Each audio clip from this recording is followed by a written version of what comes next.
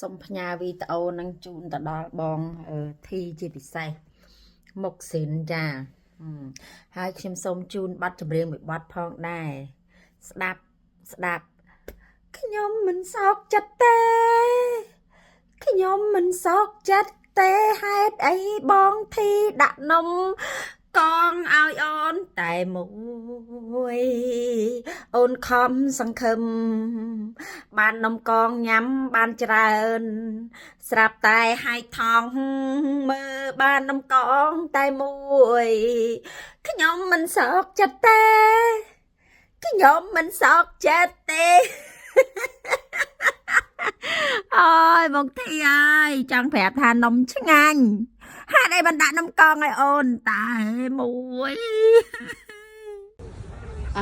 ចម្រៀងនេះផ្ញើជូនស្រីណាងជាពិសេសកុំយំអូនចង់ញ៉ាំច្រើនទៀតមកផ្ទះខ្ញុំប្រពន្ធเธอទាំងអស់នឹងហើយអត់មានកាត់លុយ